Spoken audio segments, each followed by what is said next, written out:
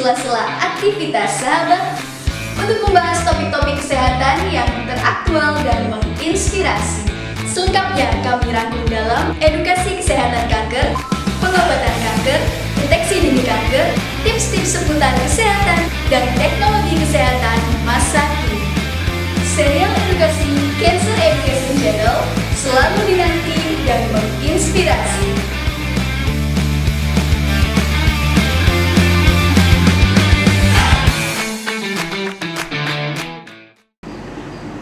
Assalamualaikum warahmatullahi wabarakatuh.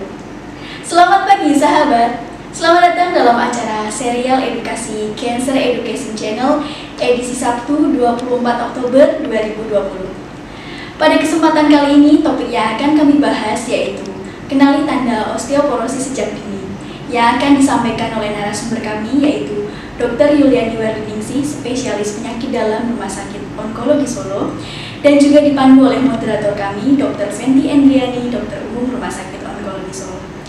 Acara ini akan berlangsung selama 1 jam ke depan. Untuk sahabat semuanya, kami tunggu partisipasinya dan silahkan menyiapkan pertanyaan pada kolom komentar untuk dialog interaktif. Acara ini disiarkan langsung pada channel YouTube, Facebook, dan Instagram Live Rumah Sakit Onkologi Solo. Mari sahabat, langsung saja kita simak bersama serial edukasi Cancer Education Channel yang dipersembahkan oleh Rumah Sakit Onkologi Solo dan Solo Cancer Society. Halo, selamat pagi sahabat Rumah Sakit Onkologi Solo dimanapun sahabat berada. Berjumpa kembali bersama Cancer Education Channel di seri edukasi yang kali ini kita memperingati Hari Osteoporosis, tepatnya tanggal 20 Oktober kemarin. Jadi kita hari ini akan membahas banyak mengenai apa itu osteoporosis, bagaimana gejalanya, dan cara menanganinya. Kita sudah bersama kedatangan seorang ahli di bidangnya tentunya, dan kita akan bahas tentang osteoporosis. Beliau adalah Dr. Yuliani, spesialis penyakit dalam. Dr. Yuliani, spesialis penyakit dalam, merupakan dokter yang bertugas di Rumah Sakit Onkologi Solo. Nanti teman-teman bisa bertanya tentang apa itu osteoporosis. Kemudian kalau memang pernah mengalami di keluarga atau mungkin dirinya sendiri bisa langsung ditanyakan di akun sosial media yang tertera di bawah ini. Oke, tanpa berlama-lama lagi, kita perkenalkan ini dia Dr. Yuliani, spesialis penyakit dalam. Selamat pagi dokter. Selamat pagi dokter. Gimana ini? Betul hari kemarin itu hari osteoporosis dok ya? Tanggal 20. Banyak kegiatan ya dok ya, biasanya ada pencerdasan. Ya. Ini kan juga meskipun pandemi tetap ada beberapa orang yang mungkin mengungkap penyakit ya dok yang sudah lama mereka rasakan. Ya. Jadi jangan sampai karena pandemi kita jadi lupa gitu ya dok ya, kurang perhatian dengan hal-hal lainnya. Iya.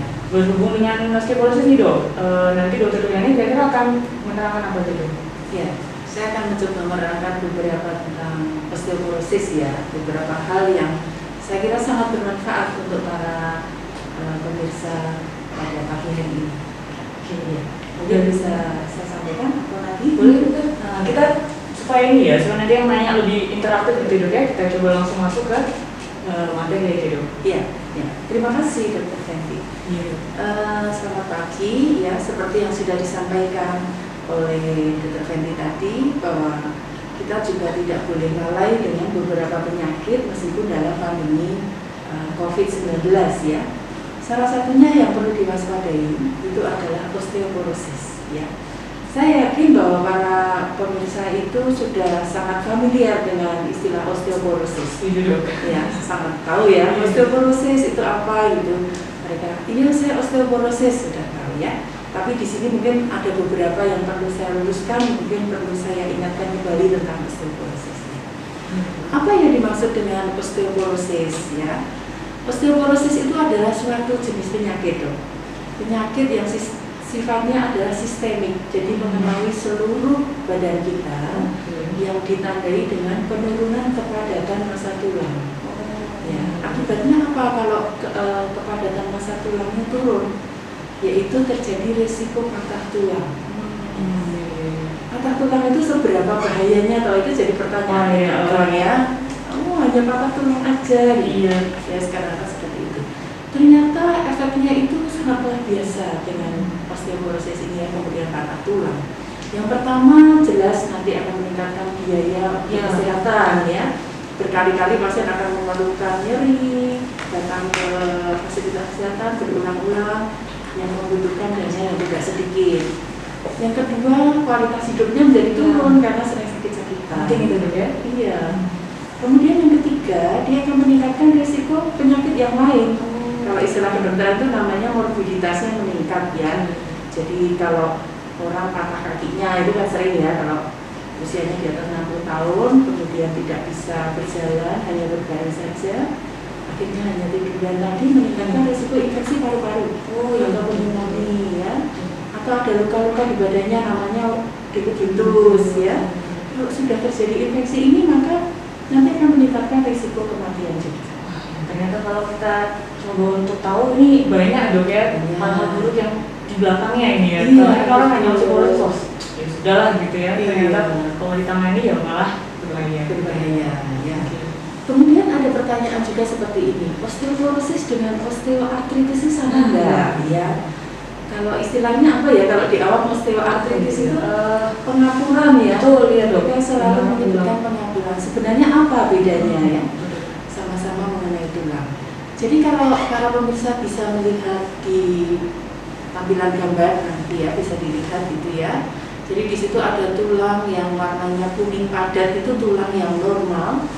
Itu bentuknya berpori-pori seperti rumah tawon gitu ya, rumah lebah gitu ya, berpori-pori.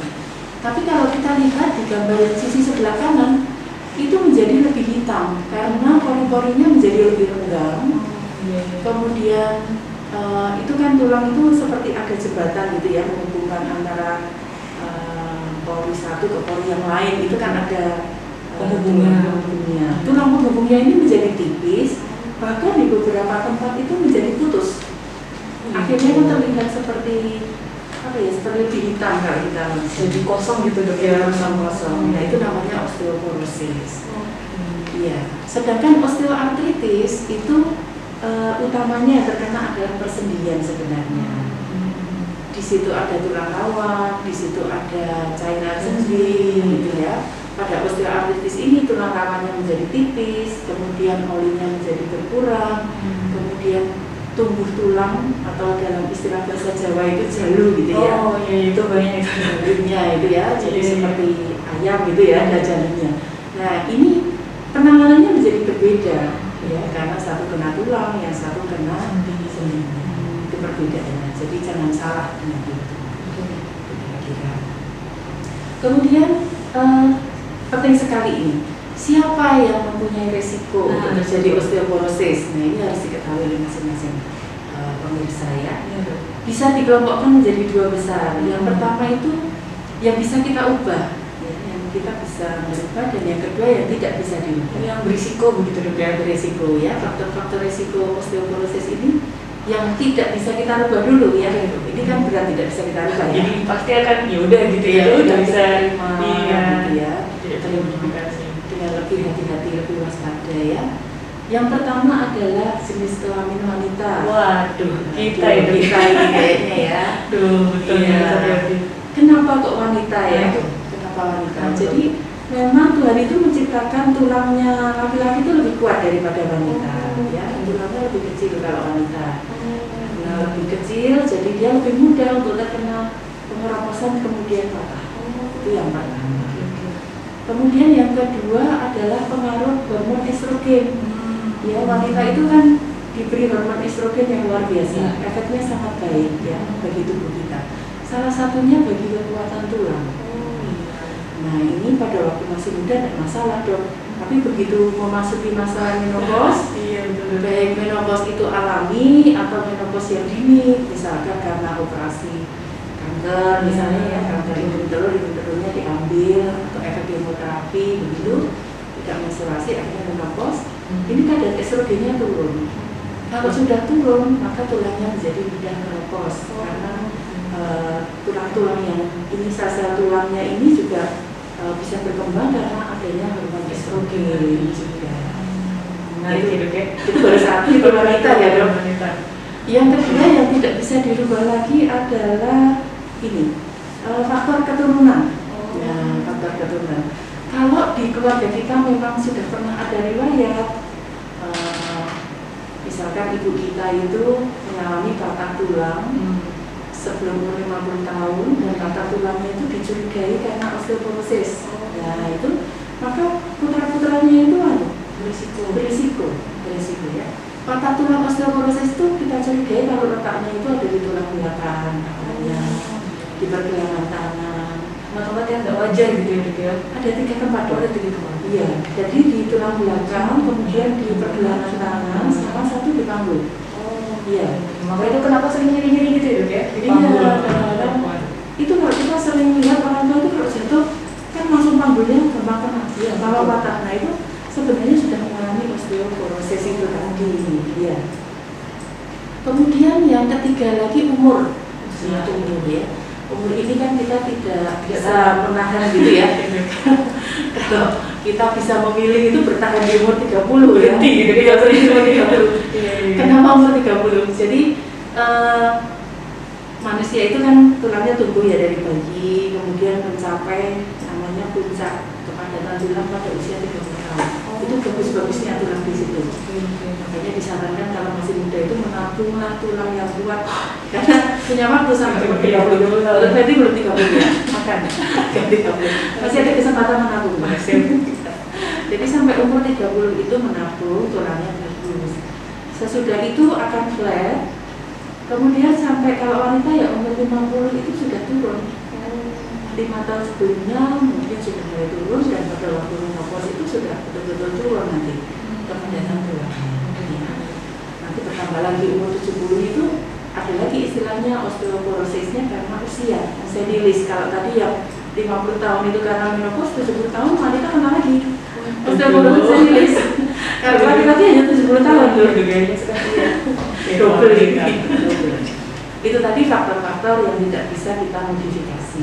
Sudah pasti akan terjadi begitu kalau kita tidak antisipasi. Ya. Kemudian yang kelompok kedua adalah kelompok yang bisa kita modifikasi. Ya. Kita bisa berusaha supaya tidak terjadi osteoporosis dari faktor-faktor ini. Yang pertama adalah dari faktor dietnya, dari makanan ya. Disarankan untuk makanan yang tinggi kalsium ya. Kemudian yang cukup vitamin D dari makanan maupun dari paparan sinar matahari ya. Sekarang sinar matahari itu manfaatnya banyak ya dok. Betul dok. Cegah COVID ya sinar matahari ya. Untuk osteoporosis ini vitamin D itu ada peran yang luar biasa ya. Kemudian juga ada makanan-makanan yang dihindari, harus dihindari ya. Misalkan alkohol ya, itu sudah dibuktikan bahwa konsumsi alkohol yang berlebihan itu menurunkan kepadatan masa tua.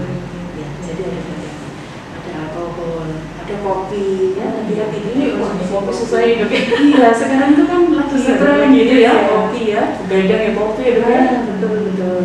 Ya boleh, tetapi tidak boleh berlebihan.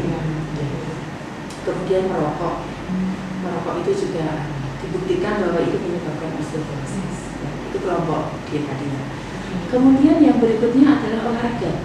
Olahraga selain dietnya bagus, olahraganya juga harus bagus ya. Gitu. Kemudian yang ketiga penggunaan obat-obat tertentu. Ya.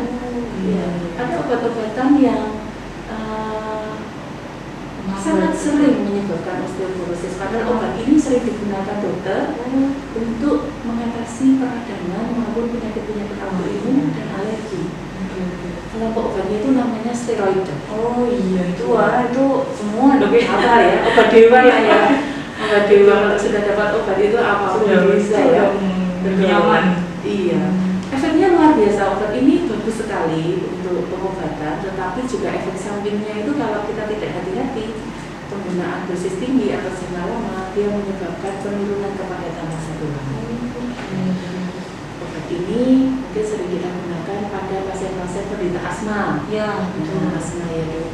Kemudian autoimun ya. Ada yang hanya gatal mungkin dok ya. Alergi ya. Kemudian pasien-pasien lupus kalian ada ya, rheumatoid arthritis. Nah itu kadang kontradiksi dok ya. Jadi harus konsultasi dengan dokter supaya penggunaan obatnya itu lebih baik ya. Kemudian obat yang lain ada anti kejang dan sebagainya, ada obat-obat yang lain ya. Terus kebiasaan merokok tadi sudah, alkohol juga sudah. Saya kira itu yang bisa dimodifikasi, bisa diatur ya. Kemudian yang penting lagi adalah gejala dok. Oke, itu ya dok, harus semua bisa bedakan. Nanti kan semua orang bilang, oh nyeri osteoporosis. Iya, sedikit betul dok. Iya, itu pasien itu kalau datang ke kita itu kalau nyeri, kalau nggak asam urat, hilang sendiri ya dok dia. Waduh, osteoporosis. Iya. Tapi sebenarnya dok, ini justru yang yang kontradiktif. Osteoporosis itu awalnya tidak ada gejala. Iya. Tahu-tahu pasien itu datang ke kita itu dengan patah tulang. Malah sudah patah tulang. Sudah patah tulang. Karena osteoporosis ini tidak menimbulkan gejala apa-apa. Nah, yang dibutuhkan kan kewaspadaan tadi. Kalau saya ada di faktor resiko tadi, misalkan begitu, ya kita waspada, kita konsultasi ke dokter. Gitu. Apakah saya osteoporosis atau tidak? Jadi kan bisa dicegah. Kalau sudah patah itu, menurut penelitian, kalau sudah 1 kali patah, nanti untuk berulang lagi itu kemungkinannya 3 sampai 5 kali. Nah itu sangat besar. Jadi sangat harus hati-hati ya. Iya. Terus kalau sudah patah itu gejalanya apa ya? Yang paling sering itu kalau patahnya di tulang belakang itu nyeri punggung, nyeri punggung bawah gitu ya. Nyeri sekali, apalagi dalam posisi tegak gitu, berdiri, atau duduk lama itu nyeri sekali. Dan merasa nyaman kalau berbaring gitu ya. Nah, pada keluar seperti itu, umurnya di atas 50, ada riwayat jatuh, misalkan begitu, harus waspada, jangan-jangan itu ada patah ruas tulang belakang. Gitu. Ya, ini mengenai juga. Atau yang ini membungkuk gitu ya. Kalau kita kan sering menemukan orang-orang tua kok posturnya membungkuk gitu. Tapi kalau kita tanya ya biasa karena umur biasanya begitu. Padahal sebenarnya kalau kita lakukan pemeriksaan lanjut, sebenarnya itu sudah terjadi patah tulang belakang. Dan kalau sudah bungkuk sekali biasanya ada di beberapa tempat. Gitu.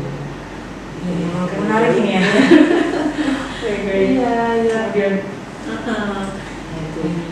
Nah, supaya tidak terjadi seperti itu, pasti kita akan berusaha mencegah ya. Para pemirsa juga setuju bahwa itu penting ya mencegah itu ya.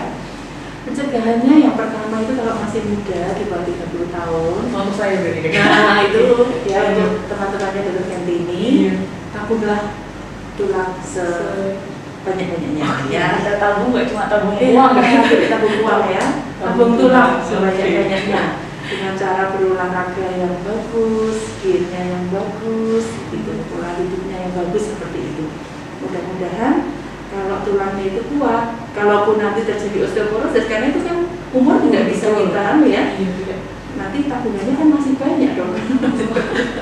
Iya. Tidak kalau yang tabungannya sedikit ya dok. Jadi kalau biasanya bentur sekali retak gitu, jadi kita masih bisa paling tidak ya 2 kali. Iya, masih banyak tabungannya. Iya. Jadi kira-kira gitu.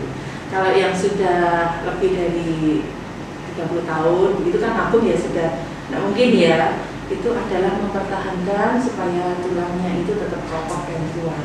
Ya. Tetap dengan olahraga, tetap dengan diet yang baik, dengan pola hidup yang baik. Kalau umurnya sudah di atas 50, tambah lagi, jangan sampai jatuh. Jangan sampai jatuh karena berisiko. Jatuh itu tidak harus jatuh dari hebat yang parah gitu ya. Karena osteoporosis itu jatuhnya sepele sekali dok. Jatuhnya itu mungkin di ruang tamu, tersandung karpet yang melipat, tersandung mainan cucunya begitu. Jadi seringnya kejadian seperti itu. Saya kira itu pembukaan dari saya dan Dokter. Barangkali ada ini dari pemirsa ya. Teman-teman di rumah, sahabat Rumah Sakit Onkologi Solo, ini tadi sudah dijelaskan. Banyak sekali informasi-informasi menarik yang kita sudah tahu tentang osteoporosis. Mungkin sudah pernah ada juga yang tahu ya dok ya, tapi saya rasa sangat baru ya. Saya sendiri tertarik gitu ya. Nah nanti ada sesi berikutnya kita akan menerima pertanyaan dari sahabat-sahabat, kita diskusi. Tapi sebelum itu kita harus lihat nih ada yang mau lewat yang satu ini. Tapi jangan kemana-mana juga, kembali lagi nanti kita akan ketemu di sesi berikutnya.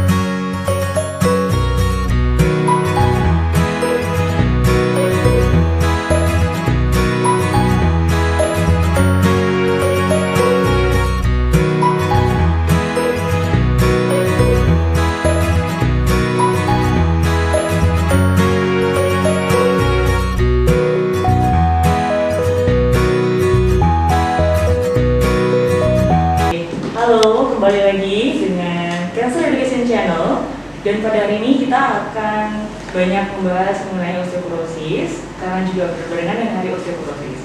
Tadi kita bersama dengan ahli yang akan membahas, yaitu Dr. Yuliani, spesialis penyakit dalam. Tadi di depan beliau sudah memaparkan mengenai apa itu osteoporosis, bagaimana gejalanya, kemudian apa yang harus kita perhatikan.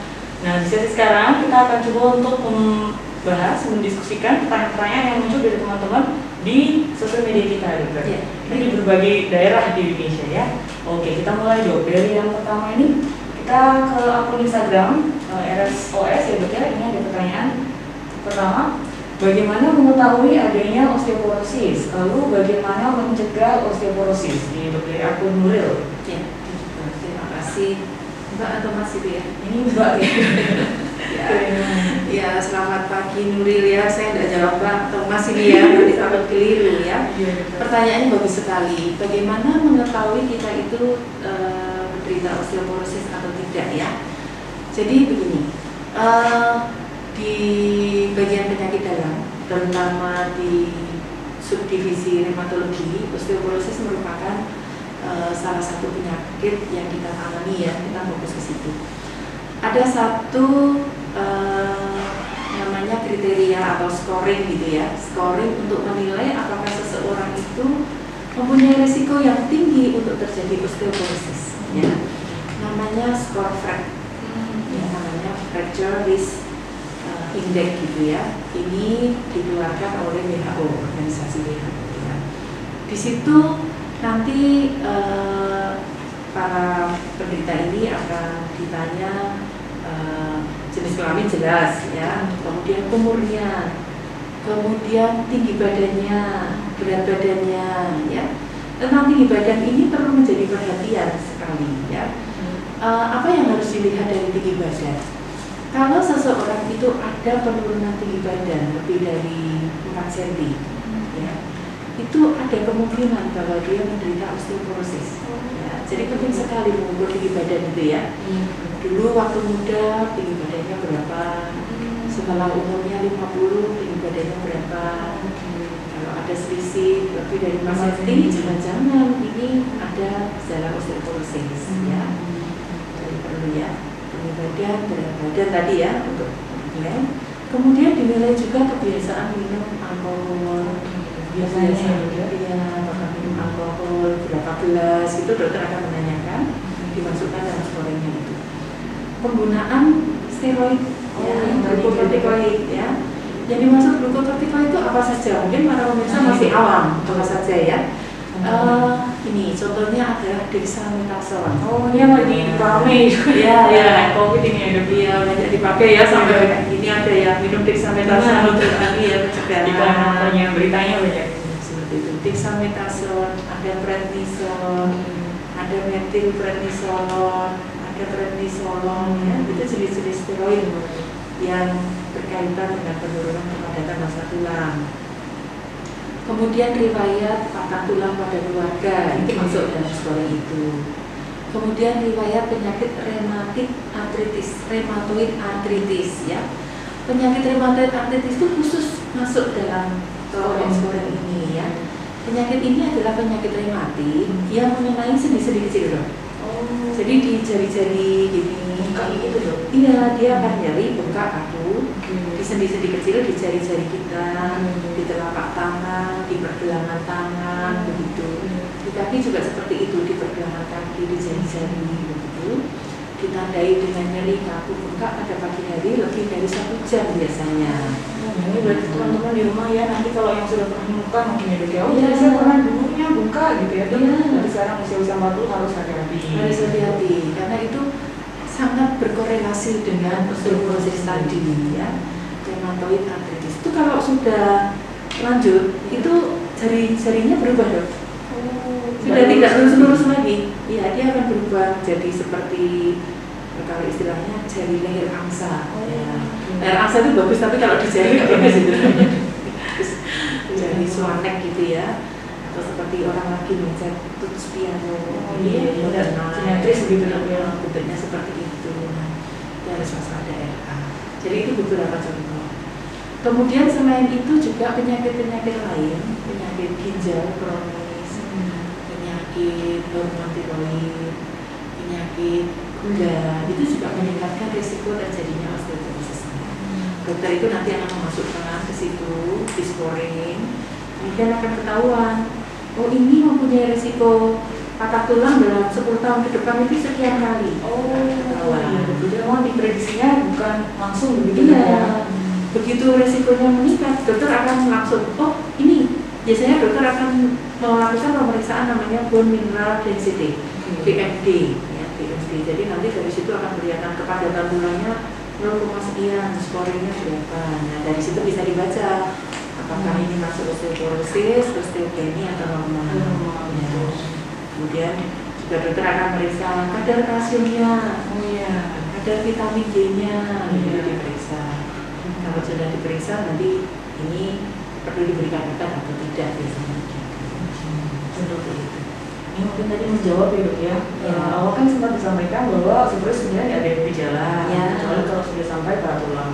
Nah ini untuk Nurul, berarti bagaimana kok kita mau tahu nih seperti atau enggak? Tadi kan ada faktor risiko, biasanya bisa diperhatikan. Sudah berisiko, silakan periksa nanti untuk di scoring, untuk dilakukan pemeriksaan lengkap. Tadi kalau kelompoknya itu kelompok makanan yang tinggi kalsium dan tinggi protein. Kalau protein semua pasti sudah tahu ya, protein itu dari apa. Bisa dari protein hewani maupun nabati. Monggo silakan sesuai dengan selera dan kemampuan masing-masing. Kalau kalsium ini ya, kebutuhan kalsium rata-rata pada usia muda itu sekitar 1000 sampai 1200, ada yang mengatakan 1500. Jadi cukup banyak ya. Ini bisa didapatkan dari makanan yang masuk ke tubuh kita sehari-hari. Baru kalau kurang itu ditambah dengan suplemen ya. Makanan apa yang tinggi kalsium ya? Yang jelas banyak itu makanan yang merupakan modifikasi dari susu ya. Susu apa macam-macam lah sekarang susu itu. Yogurt gitu ya, keju gitu, susu, keju, macam-macam banyak. Iya, mau dibikin apapun ada ya sekarang ya. Salad itu juga iya gitu ya. Kemudian juga ada dari makanan-makanan yang non susu itu juga ada ya. Jadi jangan khawatir kalau misalkan seseorang itu kok intoleran laktosa begitu, bisa mengambil kalsium dari non susu ya. Misalkan makanan laut ya, dari kuning telur iya. Kemudian dari ini apa sayur-sayuran juga ada ya. Bisa dilihat nanti dibuka internet tuh banyak ya, silakan pilih. Ini kan pasti kalau suplemen itu dok ya, kita tidak bisa menjamin kalau suplemen saja itu cukup, tidak dok ya, tetap harus makanan juga. Iya, makanan yang utama tetap makanan ya. Kalau suplemen itu kan kadang-kadang kalau makanan kita sudah bagus itu ya sudah cukup, itu 1000 sampai 1500 sudah cukup. Kalau berlebihan bagaimana dok kira-kira? Misal ada kan yang dia juga suplemen ternyata dosisnya ini kalau tidak diimbangi dengan minum yang cukup itu takutnya malah mengendap ya, tabungannya tidak di tulang jadi menampung di tempat lain, di ginjal jadi batu misalnya begitu ya. Jadi memang tidak boleh terlalu banyak gitu ya. Dan harus hati-hati juga bagi mereka yang mempunyai risiko atau bakat ini batu saluran kencing ya. Kalau orang punya bakat itu gampang nanti jadi mudah terkena batu. Jadi itu penting pesannya ya dok ya, semua harus imbang. Oke dok. Ya, selanjutnya ini ada pertanyaan lagi dok. Dari akun YouTube kita, namanya Nuri ini bertanya, dokter saya sudah menopause setahun yang lalu. Benarkah wanita menopause kemungkinan besar akan terkena osteoporosis? Betul sekali Bu Nuri ya. Itu menopause. Ya, seseorang yang sudah mengalami menopause itu berarti kadar hormon estrogennya sudah sangat turun ya. Sebenarnya itu diawali 5 tahun sebelum menopause. Kalau misalkan 50 tahun itu sekitar 45 itu kadar hormon estrogennya sudah mulai turun sebenarnya ya. Sudah mulai turun, kemudian menopause, dan setelah itu tulang itu akan turun banyak sekali. Kalau sebelumnya landai itu sangat kurang, 5 tahun sesudah menopause sampai sudah itu turun lagi tapi landai, dan 5 tahun sesudah menopause. Jadi memang betul itu menunjukkan itu. Kemudian apa yang harus dilakukan itu ya? Kalau sudah menopause kemudian takut osteoporosis, tetap satu dietnya harus tetap bagus. Ya, diet kalsium, protein, vitamin D tadi harus bagus. Berjemur jangan lupa beli. Oke. Ya, murah tetapi itu banyak manfaatnya. Itu di jam-jam pagi itu ya dok? Iya, kecuali kalau ada kontraindikasi. Oke. Misalnya pasien SLE kan tidak boleh berjemur ya. Ini malah flare semua tadi ya. Kemudian berolahraga, ya jangan lupa berolahraga. Olahraganya itu yang bagus adalah yang sifatnya weight bearing. Weight bearing itu yang memberikan pembebanan ya, pembebanan itu misalkan boleh berlari, boleh berjalan gitu. Kalau berenang itu kurang bagus karena tidak weight bearing ya. Tapi berlari, berenang itu boleh. Tapi kalau umurnya sudah lanjut ya jangan loncat-loncat misalnya gitu ya. Nanti malah jatuh. Nah itu yang ketiga kalau menopause itu yang harus diperhatikan lagi jangan sampai jatuh. Penerangan di rumah harus cukup, di kamar mandi harus cukup, di kamar mandi harus ada pegangannya supaya tidak gampang jatuh. Itu saran-saran. Kalau dari suplemen sendiri tetap berefek dok, jadi meskipun menopause tetap suplemen tidak apa-apa, ya makan tidak apa-apa. Iya. Kadang-kadang bertanya juga begini, dengan kalau orang menopause kan kadang-kadang diberikan sulit hormon. Nah itu dok, sudah saya mau tanya. Sulit hormon ini masih pro dan kontra. Ada yang setuju, ada yang tidak. Yang tidak setuju takut mempunyai risiko kanker, apalagi kalau mereka ini mempunyai riwayat kanker. Ya. Kemudian ada yang sulit hormon, tapi hormonnya itu sangat spesifik, serum namanya ya, tidak asal estrogen. Mungkin itu bisa jadi solusi bagi mereka yang menopause, tetapi masih ingin mempertahankan kepadatan tubuhnya. Itu ada seperti itu. Terutama yang masih muda-muda. Iya, yang masih muda kan pasien-pasien PHCC itu banyak ya, yang mengalami operasi pengangkatan hidung telur. Nah, sesudah itu pasti akan mengalami menopause dini. Kemudian mereka yang menjalani kemoterapi, kemudian juga akan mengalami gangguan menstruasi. Ini juga akan berpengaruh terhadap kejadian osteoporosis. Setuju. Iya, jadi para pemirsa harus kadang juga seperti pasien sudah operasi, dokter sudah sembuh, tetap diberikan suplemen. Iya, harus evaluasi kalau perlu memang ada faktor risiko, silakan konsultasi ke dokter. Betul ya, betul teman-teman. Tadi ya pentingnya kalau memang punya riwayat sebelumnya, selain riwayat keluarga juga ada tindakan operasi dan juga atau mungkin kemo, sebisa mungkin segera mungkin kontrol, periksa, konsultasi itu tadi. Oke teman-teman, ini sebelum kita lanjut ada pertanyaan-pertanyaan lain yang juga menarik untuk dibahas dan nanti ada tambahan tips yang juga akan sangat berguna dari Dr. Yuliani. Jangan kemana-mana, kita akan segera kembali, kita lihat ada yang mau jawab saat ini.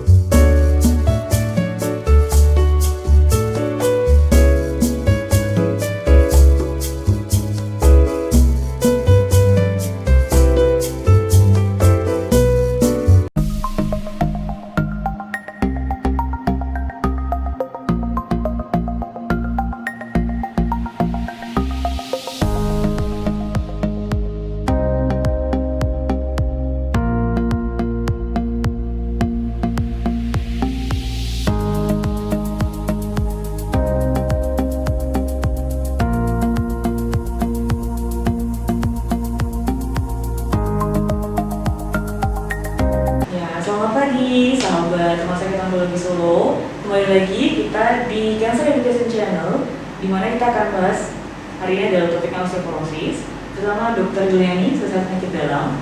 Tadi kita sudah sebelumnya banyak membahas tentang osteoporosis itu apa, kemudian juga beberapa pertanyaan sudah kita coba diskusi. Ini masih ada lagi teman-teman yang bertanya dan akan lebih menarik. Kita coba bahas ya dok ya. Nanti ya dok, kayaknya banyak pertanyaannya kali ini. Di setiap topiknya juga sangat menarik ya.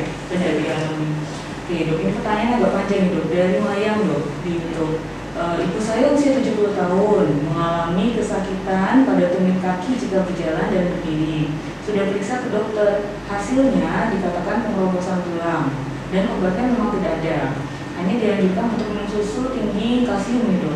Dan ibu saya sudah minum tiap malam, tapi kok malah sakit pinggang gitu. Dan ditanya bagaimana cara menghilangkan sakit tersebut dan menghindarkan keropos tulang untuk usia 45 sebaiknya vitaminnya apa dok?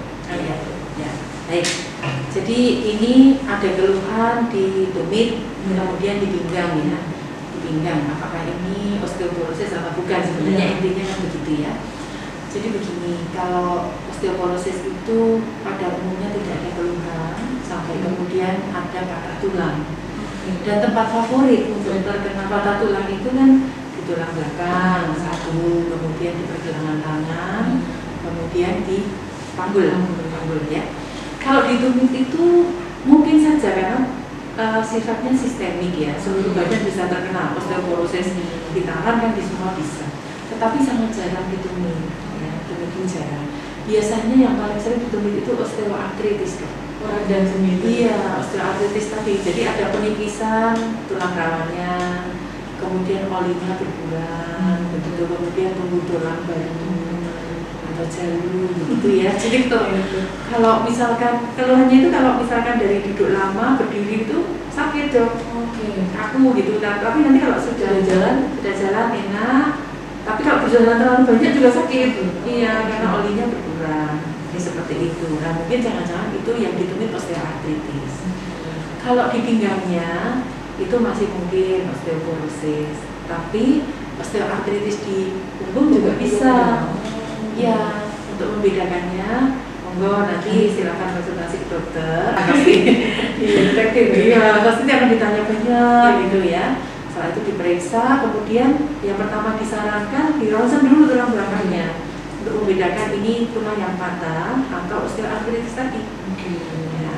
Kalau memang belum yakin atau dokter ini kayaknya osteoporosis begitu, nanti dilanjutkan dengan pemeriksaan BMD bone mineral density ya. Dilihat apakah termasuk osteoporosis, osteopenia ataupun normal. Kalau melihat umurnya 70 tahun dok, ini double, bisa double kalau osteoporosis karena postmenopause satu, yang kedua senilisnya juga kena, dua-duanya masih mungkin. Ya, monggo silakan datang ke dokter untuk memastikan ya, yang mana ini nanti karena obatnya berbeda. Untuk dirinya itu juga. Iya, untuk bisa satu saja. Iya. Oke, ini sudah menjawab pertanyaan. Kemudian lagi dok, ini ada yang bertanya dari Elita di Bandung. Ini akun Instagram kita. Saya tahu jika susu diperlukan tadi untuk osteoporosis, tapi saya laktos intoleran. Ya. Apa opsi kalsium lainnya? Oh iya, jangan khawatir ya. Iya. Temannya banyak itu laktosa itu ya. Jadi ada pilihan-pilihan makanan atau diet tinggi kalsium yang bukan berasal dari susu. Tadi sudah saya sebutkan, silakan pilih. Yang makanan laut, kuning telur ya. Kemudian dari buah-buahan, sayur-sayuran, monggo silakan dipilih ya. Mungkin tidak satu jenis, misalkan makan kuning telur terus kan ya. Bisa, iya nanti tahu kolesterolnya tinggi ya. Nah, diseling-seling. Ya kuning telur, ya ikan, ya sayur, begitu ya. Jangan khawatir, semuanya banyak ada. Jadi memang kalsiumnya tidak harus dari satu macam aja. Iya. Tapi kalau sering orang bilang hanya susu saja begitu, tidak betul loh Tidak ya. selalu. Yang lain juga bisa mendukung kebutuhan kalsium. Iya. Itu penting kalau di rumah. Jangan khawatir. Jangan khawatir. Gitu. Kemudian dok, dari YouTube teman kita ini di Solo ya dok bertanya, apakah osteoporosis bersifat permanen? Ya, gitu. itu penting itu ya. Kalau permanen takut. Takut sekali gitu. Ya. Ya. Pada umumnya osteoporosis itu sifatnya memang menetap. Buktinya itu kalau kita ada pasien osteoporosis ya, kemudian kita berikan obat sudah maksimal begitu, target kita itu kalau bisa kan kepadatan tulangnya naik. Betul. Tapi ya tidak semua bisa naik dok, meskipun sudah diobati. Paling enggak dia tetap di kepadatan itu sudah bagus. Bertahan begitu. Iya, itu bukti bahwa osteoporosis itu kebanyakan sifatnya memang reversible. Tidak bisa Irreversible, jadi tidak bisa balik ya, balik lagi. Apalagi kalau umurnya sudah di atas 50, sudah 70.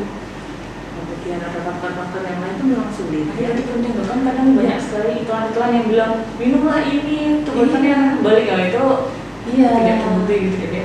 Ada sebagian Bisa kecil yang bisa kembali. Oke. Itu berdasarkan penelitian itu untuk golongan osteoporosis pada pengguna steroid tadi.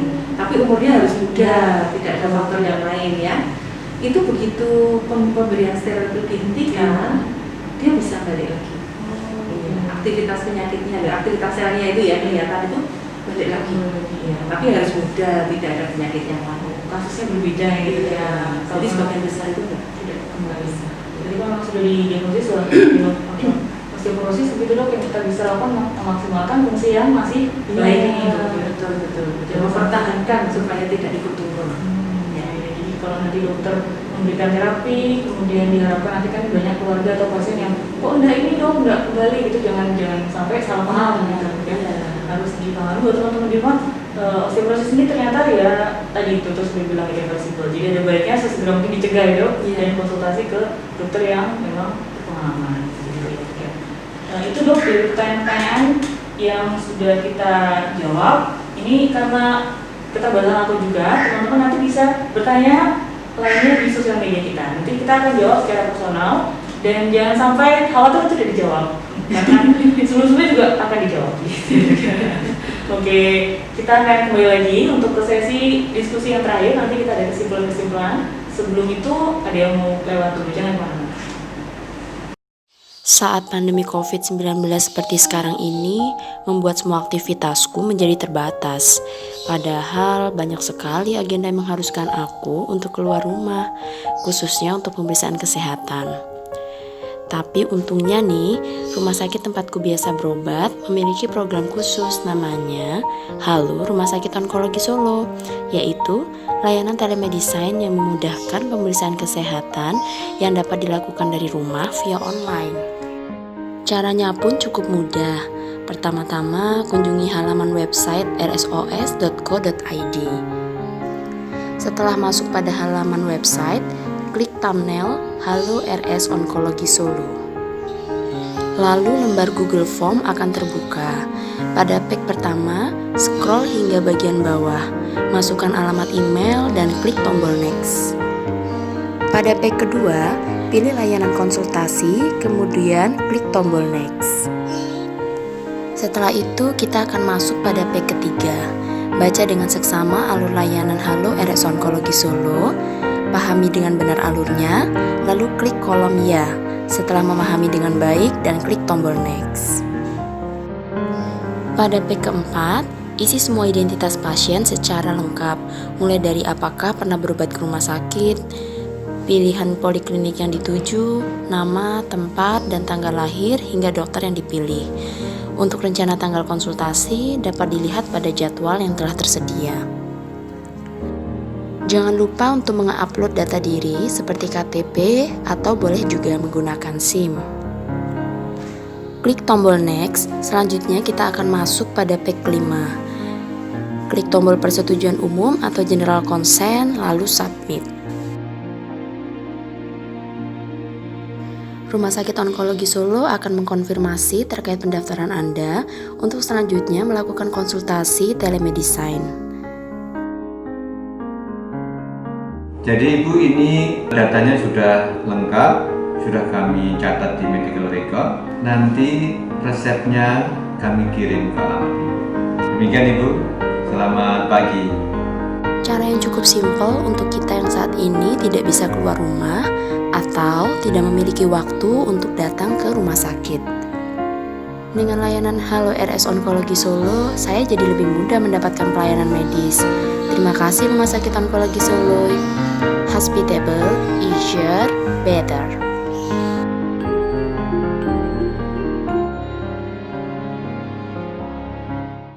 Halo sahabat Rumah Sakit Onkologi Solo dimanapun sahabat berada, kembali lagi di Cancer Education Channel. Pagi ini kita tadi membahas tentang osteoporosis, sejak awal apa itu osteoporosis, bagaimana gejala, kemudian juga ada banyak pertanyaan teman-teman yang masuk ke sosial media kita dan kita sudah diskusikan. Nah nih, untuk sesi yang kali ini kita akan coba merangkum ya dok ya, membuat tali benang merahnya dari yang kita bahas, kemudian hal penting apa yang teman-teman di rumah bisa praktekkan ya, bisa jadi bekal dan tips yang akan disampaikan oleh Dr. Jenny sebagai penyakit. Silakan dok. Terima kasih untuk perhatian para pemirsa ya, dengan memperhatikan dan pertanyaannya yang semuanya luar biasa ya. Itu menandakan bahwa para pemirsa itu sangat perhatian terhadap osteoporosis ya. Itu namanya. Dari apa yang kita sampaikan tadi, mungkin saya sedikit menyimpulkan ya bahwa osteoporosis ini perlu untuk mendapatkan perhatian kita semua sejak awal, sejak masih muda. Jangan terlambat ya.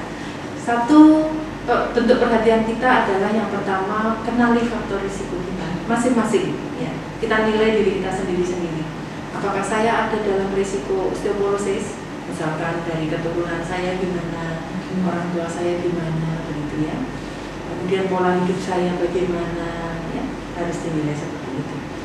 Kemudian yang kedua, menjaga dietnya tetap baik ya, cukup kalsium, kemudian cukup paparan sinar matahari untuk mendapatkan kadar vitamin D yang cukup di dalam tubuh kita ya, karena manfaatnya banyak. Kemudian olahraga jangan dilupakan, penting itu ya. Olahraga apapun yang bisa, jalan kaki pun tidak masalah ya, lari-lari ya baik ya, apapun yang bisa dilakukan. Tetapi ingat tetap memperhatikan protokol kesehatan ya. Kemudian jika ada faktor risiko atau gejala-gejala yang mengarah ke osteoporosis, segeralah untuk konsultasi ke dokter yang berkompeten ya. Di sini kami para ahli penyakit dalam mendalami ilmu tentang osteoporosis ya, di bagian reumatologi. Kami siap membantu para pemirsa semua bila ada keluhan atau baru faktor risiko saja. Silakan ini. Untuk khusus ini para pemirsa kita yang masuk dalam grup kita ya, sahabat ini ya, sahabat kita ini mungkin ada yang pernah mengalami operasi ini, pengangkatan ibu telur, kemoterapi, kemudian ada gangguan siklus menstruasi, ini sudah termasuk faktor risiko. Ya, silakan berkonsultasi dengan kami siap membantu. Itu udah terjadi. Oke dok, iya ini lengkap sekali, terutama untuk sahabat-sahabat di rumah yang memang ini adalah hal yang penting dok ya, baik yang memang ada faktor risikonya atau yang sudah mengalami tindakan operasi gitu dok ya, harus dikenali bagaimana menangani osteoporosis. Terima kasih kepada Dr. Yuliani sudah datang, ilmunya sangat bermanfaat dok, ini sangat berguna untuk kita semua. Ya, sahabat, pengetahuan Solo di mana teman-teman berada, ini tadi sudah kita buka nih ya, sudah kita bahas banyak tentang osteoporosis. Beberapa pertanyaan yang masuk yang belum sempat kita bahas, teman-teman bisa tanyakan di sosial media kita, nanti akan dibahas jawab Dr. Yuliani dan ahli yang lainnya. Dan inilah sesi terakhir dari Cancer Education Channel hari ini. Kita mau pamit ya dok ya? Pesan dari kita, jangan sampai lupa untuk protokol kesehatan, tetap pakai masker, tetap cuci tangan, tetap jaga jarak gitu. Dan untuk osteoporosis tadi tips-tipsnya silakan diterapkan gitu ya. Sampai jumpa di Cancer Education Channel berikutnya. Dah.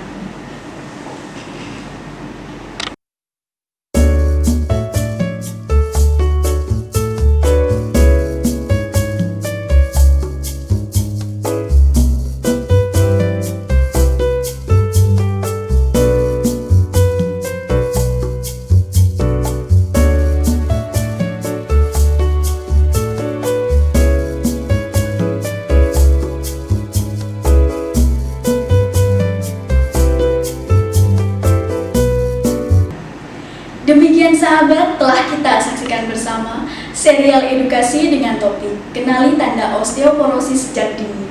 Semoga memberikan manfaat dan kita bisa menghindari faktor risiko terkena osteoporosis, karena kesehatan tulang kita aset berharga di masa depan. Terima kasih sudah menyaksikan dan berpartisipasi selama acara berlangsung. Dan untuk pertanyaan-pertanyaan yang belum terjawab, akan kami tampung dan akan kami jawab satu persatu pada sesi khusus. Dan bagi sahabat yang belum berkesempatan menyaksikan live streaming ini, akan kami repost pada channel YouTube Rumah Sakit Onkologi Solo dan Cancer Education Channel. Jangan lupa untuk selalu mendukung channel kami dengan memberikan like, share, komen, dan subscribe. Karena dukungan sahabat sangat berarti bagi kami. Kami segenap kru yang bertugas mohon undur diri dan sampai bertemu pada episode berikutnya. Serial edukasi Cancer Education Channel selalu dinanti dan menginspirasi. Wassalamualaikum warahmatullahi wabarakatuh.